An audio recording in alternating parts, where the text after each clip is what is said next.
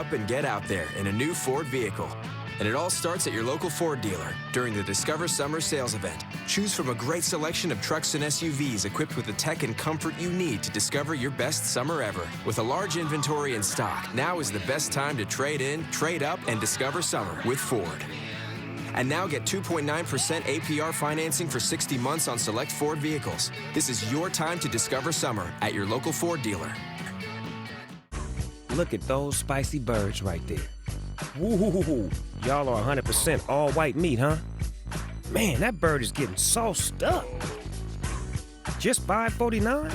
Okay, I like that. Southern California, home to the NBC4i team and a growing list of grateful viewers.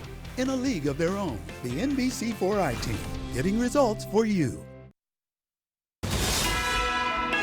This is NBC4 News at 7.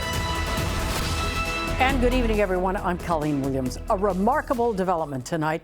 The attorney for Charles Manson's former follower, Leslie Van Houten, telling NBC News she could be released on parole in the next several weeks after spending more than 50 years in prison.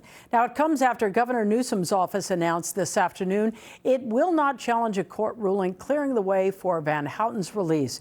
She is currently serving a prison sentence for her part in the killings of Lino and Rosemary LaBianca in their home in Los Feliz in 1969. Her parole has been denied several times, but 2 months ago, an appeals court cleared the way for that to finally happen.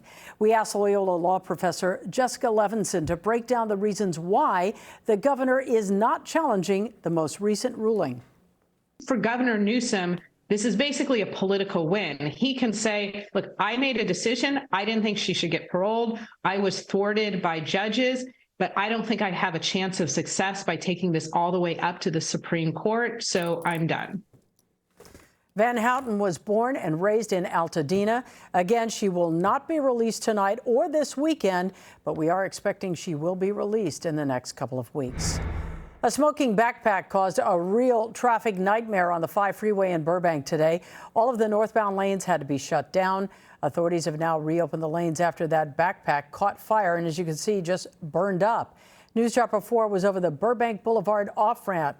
On the news at 3, 4, and 5 this afternoon, police tell us this backpack was left there sometime before 1:30 this afternoon, and that's when a driver dialed 911 to report that it was smoking.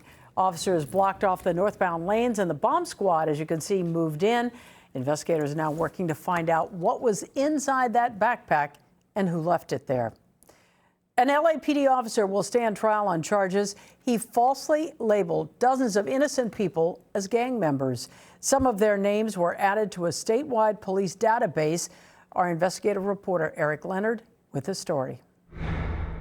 This is the only LAPD officer still facing criminal charges in this investigation. He's accused of filing dozens of false reports and is now headed to a jury trial. LAPD officer Braxton Shaw, seen here at an earlier court appearance, is now set to go on trial on charges of preparing false documentary evidence and filing false police reports. Shaw, while working at the LAPD's Metropolitan Division, is accused of turning in these field interview cards that prosecutors say dozens of times reported that people Shaw questioned had admitted they were gang members. LAPD Internal Affairs says when it checked body-worn video of many of those interactions, the people didn't make those statements. And prosecutors say Shaw also turned in some cards that had completely made-up names. Some of the names of innocent people ended up in a police database of gang members.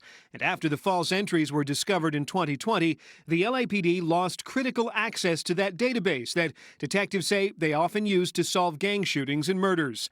As many as 16 Metro officers were suspected of turning in cards with false information, and a total of 6 of them, including Shaw, were charged criminally.